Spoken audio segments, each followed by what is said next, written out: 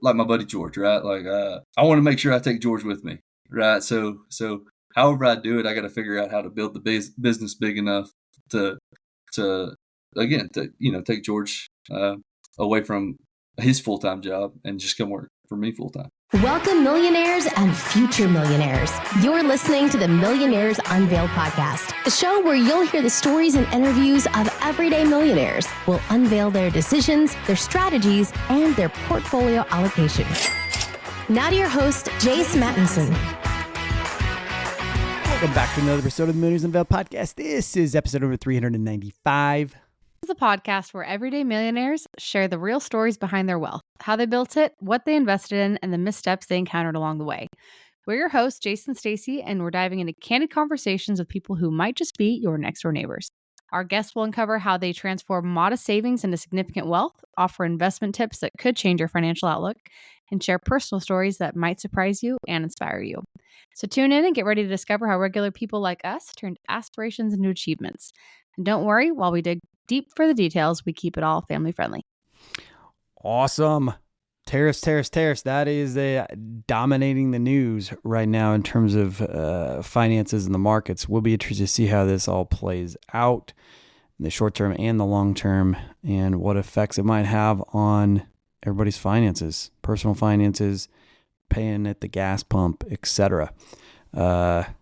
Yeah, we'll have to see how things transpire. Could be interesting conversation with some millionaires coming up on various episodes. By the way, we are approaching 400. I cannot wait for that episode. It's going to be a great one. And yeah, today on the show, we've got Brandon. He's got a net worth of $1.5 million. Most of it is in real estate. He started building up a rental portfolio a few years ago. Works in healthcare administration, or a nursing home administration, I should say.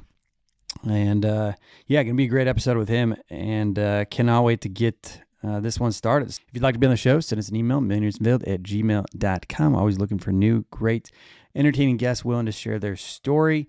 We've got several professionals I was thinking about the other day that we haven't had on the show yet. A barber, hairstylist. Haven't had one of those. I go there frequently. I know there's some out there. So if that's you listening to the show, there's a famous book, The Wealthy Barber.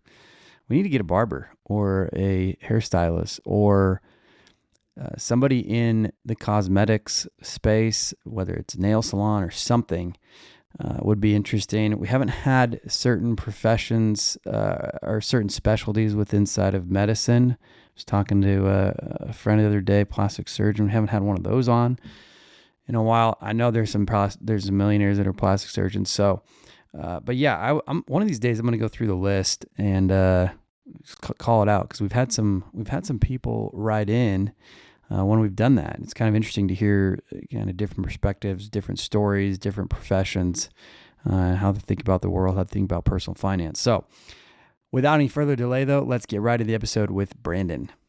Brandon, do you want to just give us a lot of your background and what you're up to now? I'm 33, East Texas, born and raising kids and running nursing homes and managing rental properties. That's pretty much what I do every day. Awesome. And I can't wait to get into, I think this is probably the first person that we've had on that is in the nursing home business. Very large industry, actually. But before we do, what's your net worth today? I recognize that some people may not value my stuff as high as I do. Before Mint went away, right, and Quicken took over, my net worth's about 1.5 million, give or take. Nice. And what's the breakup of the 1.5? I have 24 rentals. Equity in those probably falls about 1.5, just kind of depending on where the market's at.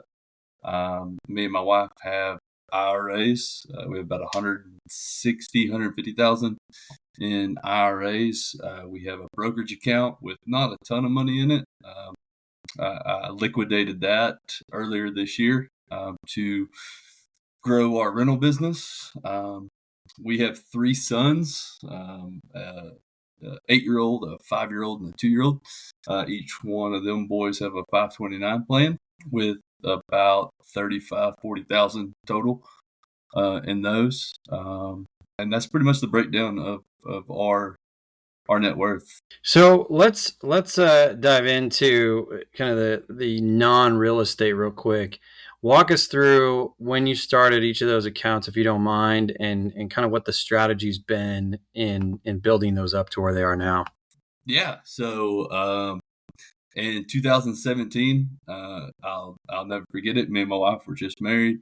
We had a insurance salesman kind of sit down at the table and just kind of go through the net worth, selling life insurance, right? And he came up with $26,000 net worth, and kind of introduced us to the IRA accounts. And in 2017, I started maxing them out every year, and we just invest those into mutual funds using Fidelity, and that's just kind of been the path that I've taken with those. And do you plan to continue that? That's a tough question. I'm 33. I've done really well with our rentals, and the cool thing about the rentals that I love is I feel like it gives me money now, right? I don't have to wait until I'm in my 60s, right, to really capitalize on the benefits of all the savings. And who knows if we even make it that far, right? I see it every day.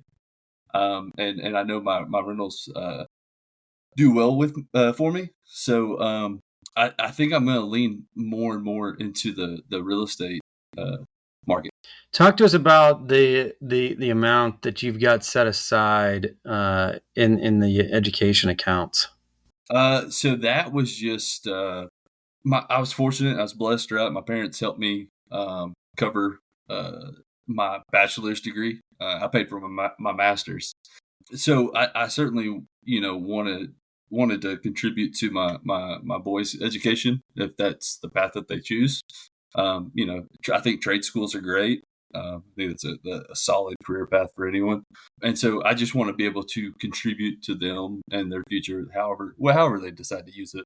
And at the end of the day, the 529 plans are great, right? You can roll them over from one sibling to the next, or if you don't utilize it all, if I'm not mistaken, when me and my wife come of age, we can utilize it. So it's not a bad tool to help the boys, in my opinion.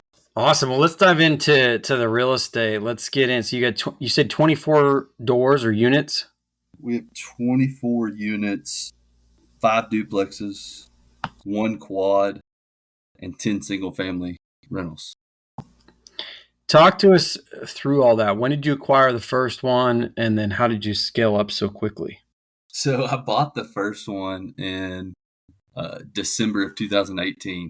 I was running a nursing home 2 hours from my home, and I drove back and forth every day. And I drove this old 2004 Ford Focus.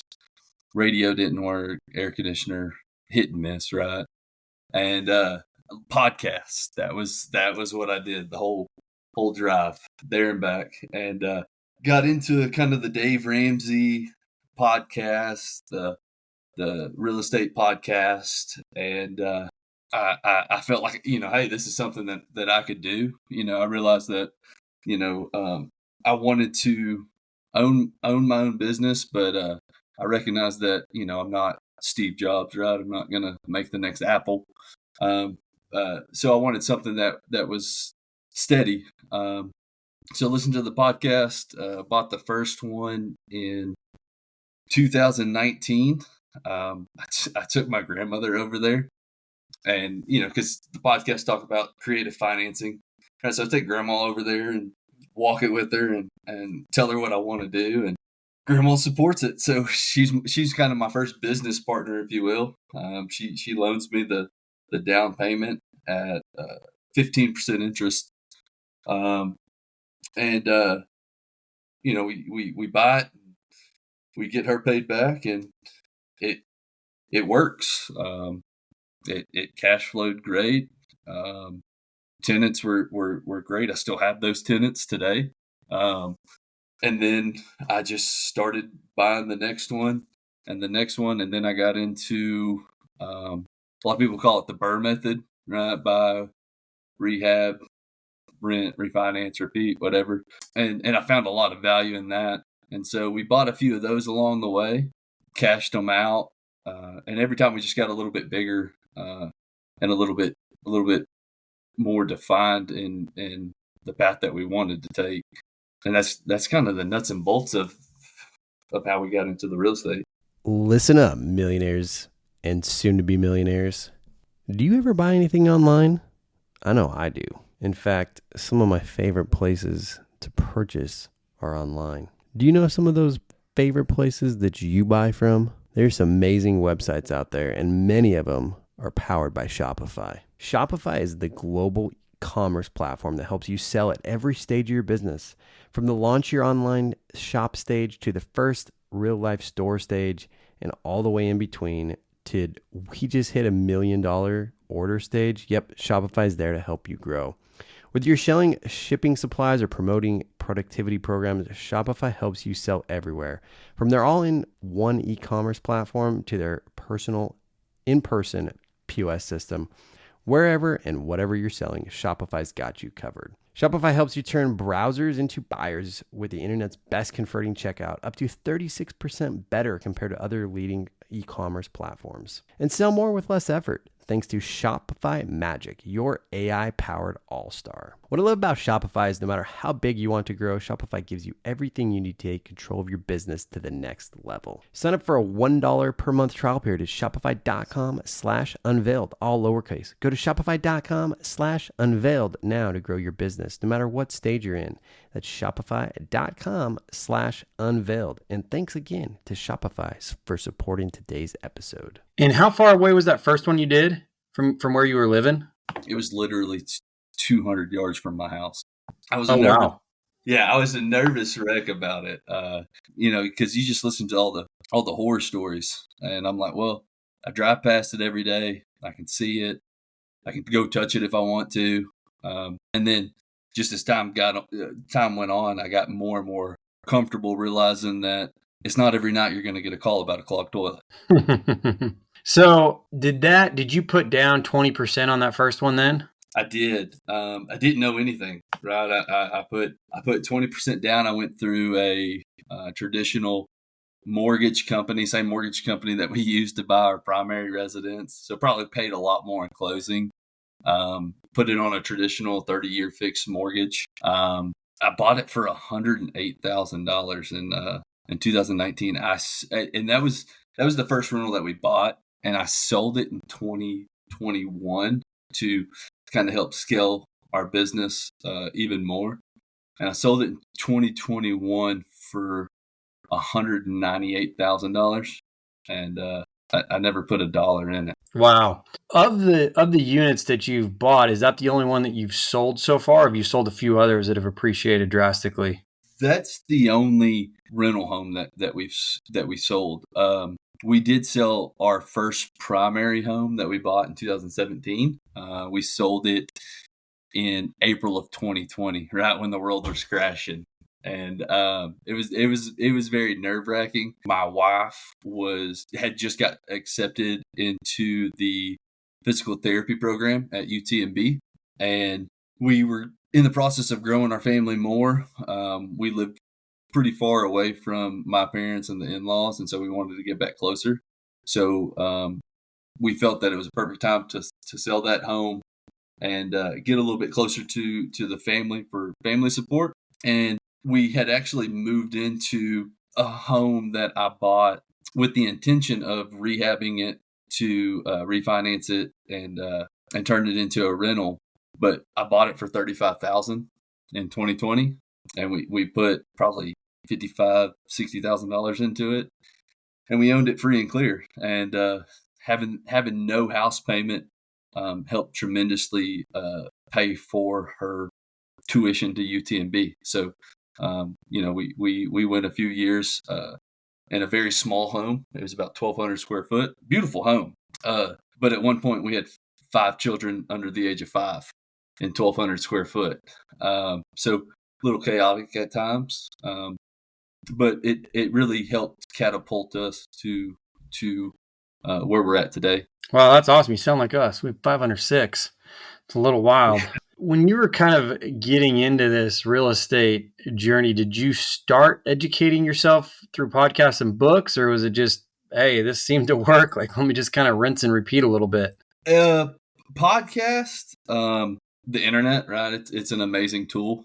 But I'm more of the build the parachute on the way down kind of guy, right? Like I have a goal in mind, and I'm gonna figure out how to do it, one way or the other.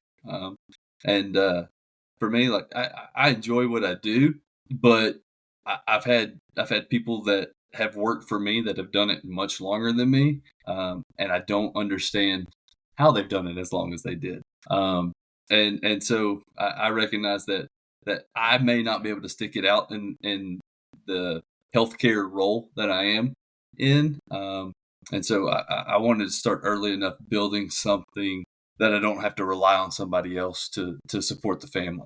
And when you were scaling these, did you go do anything like house hack or some of the traditional methods that people use to kind of build these portfolios, other than kind of sell those two pieces of property that put quite a bit of cash in your pocket? No, honestly, it was for the most part, it was the traditional save 20% and put it down on them.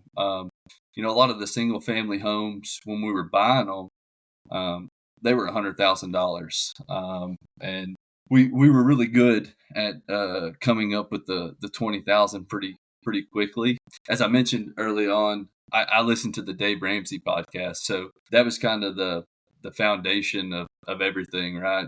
Get rid of as much quote unquote bad debt as you could, right? So car payments, student loans, anything that would take away from the goal. And so we, that's what we focused on. And then just the 20% down, and then just buying right, sweat equity. Most of our homes that we bought that I put a good deal of work in. I do it myself. I'm not a handyman or a contractor by any means, but YouTube is awesome. And at the end of the day, I have a buddy named George who helps me with all my projects, and I tell him all the time I wouldn't be where I'm at today if it wasn't for his help. And he's a good guy, right? Give you the shirt off his back.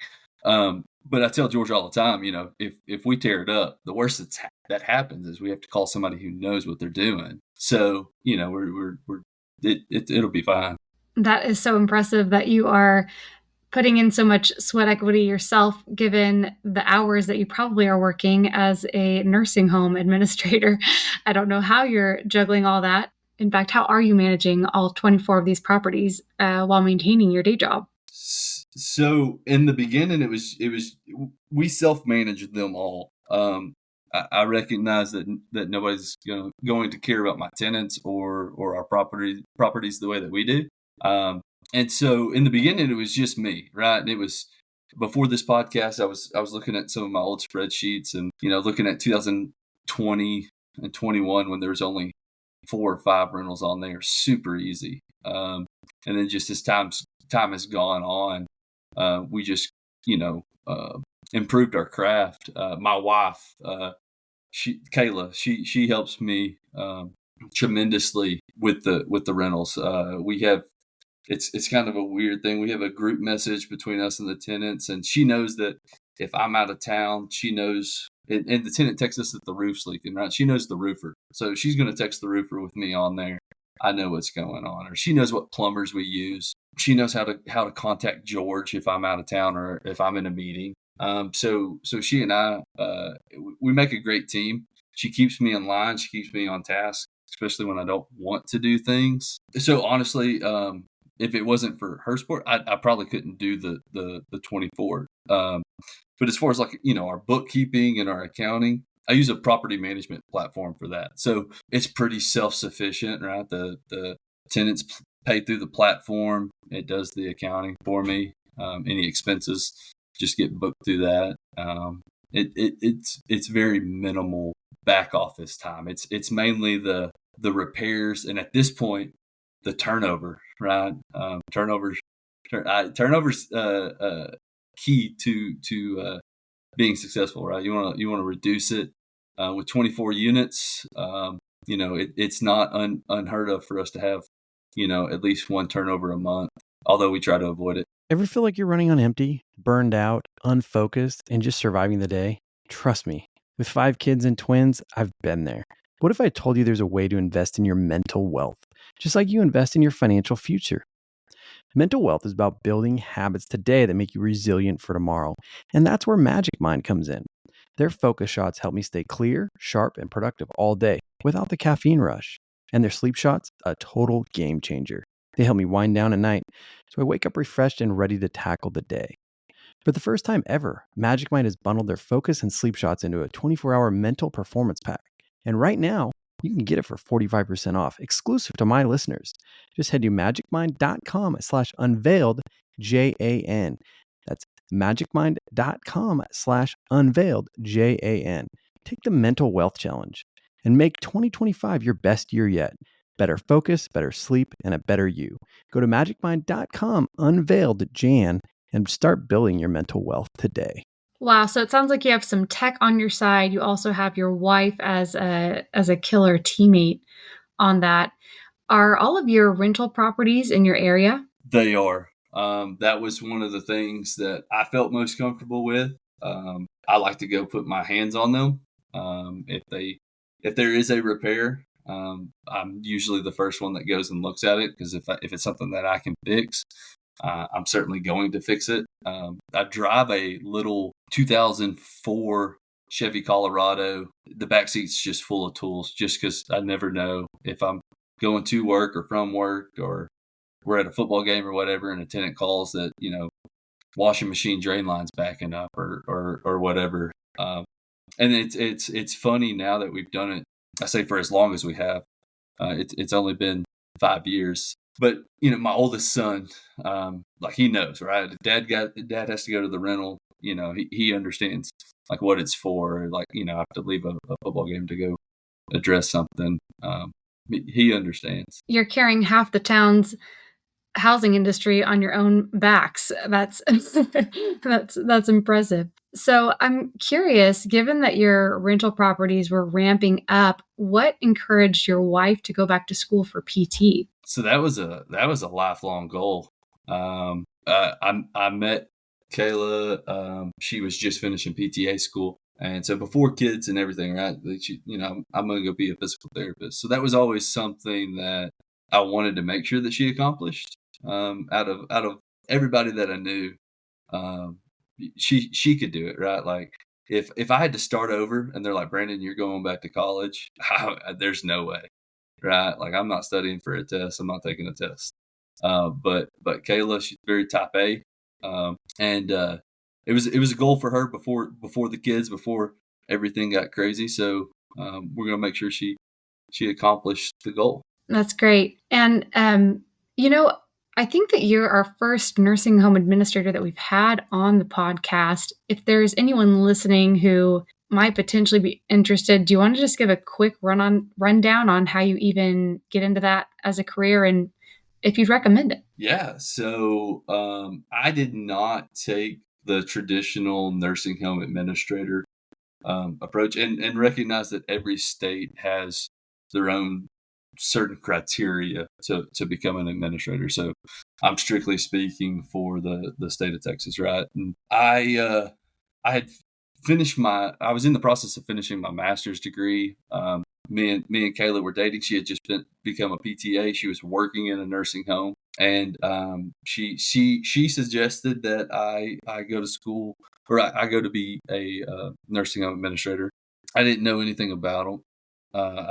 My family didn't run nursing homes. I was the only one in my immediate family to go to college, right? And so I got online and I Googled how to become a nursing home administrator in Texas. And it took a little bit of digging. I found a contact down in Austin. I emailed them my transcripts and everything that I had going. And they said, oh yeah, it'd be simple. Just do a 6-month internship and you can sit for the test. And so I found a preceptor that was willing to take me on for a 6-month non-paid internship. And this was in 2015.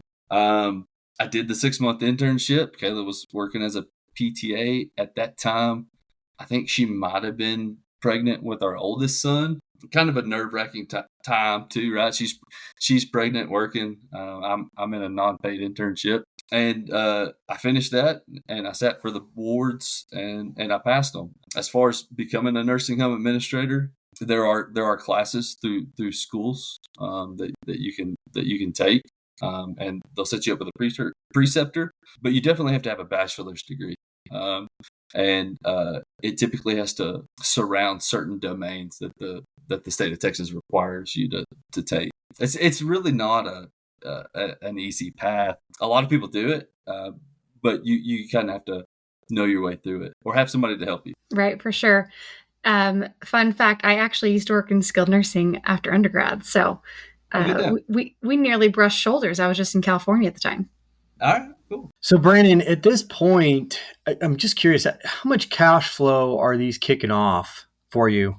So I'm actually in the process of trying to grow the portfolio more at least by the first quarter of 2025. So I sat down and I updated all my spreadsheets for our banker. Right now they're throwing off around $118,000 a year. That's including taking out a 20% stressor, right, for vacancies, repairs, CapEx. In a perfect world, nothing ever breaks. The cash flow is closer to 147,528. Wow, that's awesome. So you're planning to continue to grow it. How are you navigating kind of the interest rate environment that we're in now as it relates to trying to find, properties that pencil out? So I feel that I have a decent relationship with our banker. We get fairly good interest rates, and at the end of the day, if it makes sense on paper, I can pretty much figure out how it works, even if it's not the highest producing cash flow that I would like. I recognize again that I have the one thing that goes in my favor, and that's really time. Right, I'm 33. Interest rates will come down eventually, hopefully. And when they do, right, you refinance them and you get even more cash flow. Word of mouth, if I can find a property that's that I can just pay cash for, we can still find homes here in my market for less than $100,000. It may take some time, and it's going to take a lot of work to get them to our standard. But you can still find them. But as far as the interest rates, not too. I don't focus too much on those. If we, like I said, if we can make it work on paper, and it may not be performing where we want it today, what's it going to look like in a year and a half? I just lever on that time. Gotcha. Do you have like a net worth goal or cash flow goal or doors or something that you're trying to attain down the road? I recognize that I'm definitely not in the most expensive years of my life, right? An 8-year-old, 5-year-old, and a 2-year-old. I'm sure 3 teenage boys cost a lot more than those ages that I just gave you. So for me, I feel that, if I could hit $25,000 a month and passive cash flow, we would be doing solid. But then also, I think about, like my buddy George, right? Like, I want to make sure I take George with me, right? So however I do it, I got to figure out how to build the business big enough to take George away from his full-time job and just come work for me full-time. Do you have a plan to move into doing just kind of the rentals full-time from nursing home administration, or is that really not part of the plan? As it sits right now, I do fairly well managing both components. Dividing dividing them, recognizing, what I have to do in the day at the nursing home.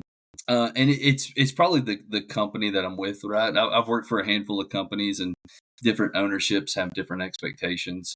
And so as of right now, I'm in a really good place, and that can change. But if nothing ever changed, then I would continue to try to divide my time between both of them, just because I enjoy going to work and visiting with people and building relationships there. I think it makes me better on the landlord side, dealing with people. But if the environment changes where I'm at now, I might go all in on real estate. I feel like I haven't grown up enough to know, if that makes sense. Gotcha. Well, let's wrap up with some rapid fire questions. What's the most expensive pair of shoes or pants that you purchased? I've definitely purchased like $150 pair of tennis shoes. Not too terribly recently, but that's probably going to be the most expensive. I'm more of a Walmart pants kind of guy. No cowboy boots in Texas? No, I can't. I'm not a cowboy boot kind of guy. All right. What about the most expensive meal out that you paid for? Honestly, we don't. We eat well. Don't get me wrong. We're definitely foodies, but we're still the dollar taco night at the local Mexican restaurant, right? So we don't really splurge on fancy meals too often. So probably maybe like $200. Okay. What about the most expensive car or toy? Car, it's probably gonna be my wife's car. It's a 2000. We bought it brand new, 2018 Honda Civic hatchback. I think we bought it for $38,000 in 2018. Okay. What about the most expensive trip or vacation or experience? We don't travel really. I haven't had the opportunity to do a ton of traveling. I'm currently in Virginia on vacation. This is probably the most amount of money that I've spent on a vacation in probably the past 5 years. Okay. What's a key lesson that you learned from childhood? I'm sorry, one more time. What's a key lesson that you learned from childhood? Everybody has a plan until they're punched in the mouth, right? Like there's no preparing you for what every day holds, right? Like I can go to work thinking it's going to be a great day, and there's nothing worse than a sewer backup at a nursing home, right? And then the state of Texas walks in, and then you got an upset family, and then you got tenants blowing you up because they're having problems at their house. So it's gonna be, everybody has a plan until they're punched in the mouth. Okay. Let's see here. What's the dumbest thing you ever wasted money on? I bought a brand new Chrysler 300 2 months after becoming a nursing home administrator because I just needed a nice car. I had that car for maybe 11 months, and we got rid of it for the wife's Honda. So yeah. Okay. What's something that you spent way too much money on but you don't regret? Probably my boys, right? Like whatever they want, and I say way too much money. They're a blessing. So right there's not an amount. So I haven't made any purchases that I would say that I would regret thus far. Okay. What's the craziest thing that you've ever done to earn money? So, fun fact, I honestly, I was not like an entrepreneur minded person, right, in high school or anything like that. I didn't have a real job until the first day I walked into a nursing home to run it. I don't know if that's just like being blessed that, my family helped me. I started running a nursing home at 25. So, just going to college and stuff, I didn't really work. I had a lot of family support, so that was a blessing. But yeah, I didn't start running. I didn't have a real job until I ran a nursing home for the first day. Wow. So your first buck that was like essentially your first paycheck was from your first job graduating college, running a nursing home? Ever, yeah. Wow. What's a closely held belief that you recently changed your mind on? As far as a belief, for me, I'm just gonna go back to the time thing, right? Like time is my most valuable asset. I want to spend it wisely, and I want to use it to my advantage. And so that's pretty much it. What financial habit or habit in general has changed the most since you became a millionaire? I budget, but I've done it enough to just kind of know where about we're going to fall, and just realizing from month to month, it's never going to be perfect. So early on, literally at night, I would be laying in bed on the laptop, just kind of plugging in numbers on an Excel spreadsheet, just making sure we hit our goal. But now, I don't do that so much anymore. I've just done it long enough to know about where we're going to fall. So being so meticulous on a budget, not so much anymore. What was your GPA in high school or college? So it took me a while to graduate college. I graduated high school in 2009, and I graduated with my bachelor's in 2015. I was in nursing school. I wanted to be pre-med. Finally landed on kinesiology school. My GPA with all the withdrawals, about a 2.7, 2.8. Okay, so we got a 2.7, 2.8-year-old GPA millionaire, early 30s. So for everybody out there, it definitely can be done no matter what your GPA is. That's for sure. I've never been asked, nor have I ever asked anyone in an interview what their GPA was. What is your favorite thing to spend money on? My houses, honestly.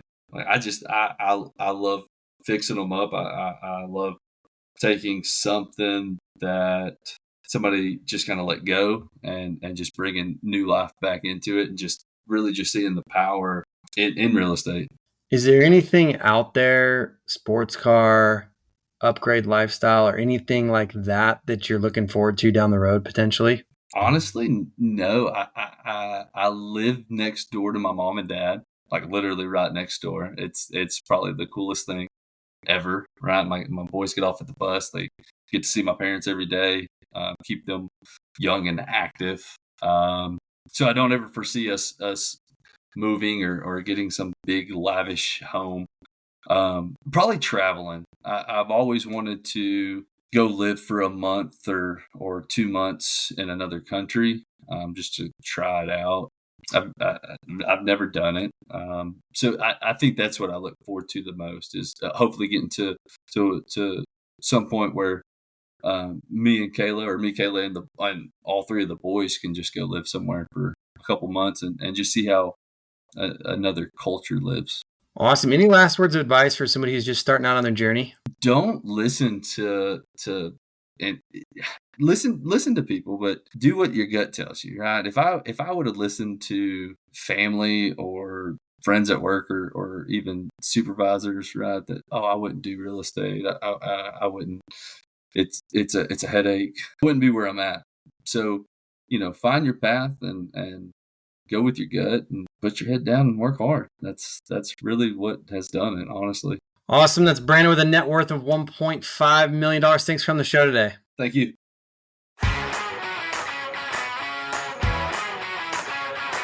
Thanks for listening to the Millionaires Unveiled podcast with Jace Mattinson. For more stories, investment opportunities, and information, check out our website, millionairesunveiled.com. See you next time when you'll hear from another everyday millionaire.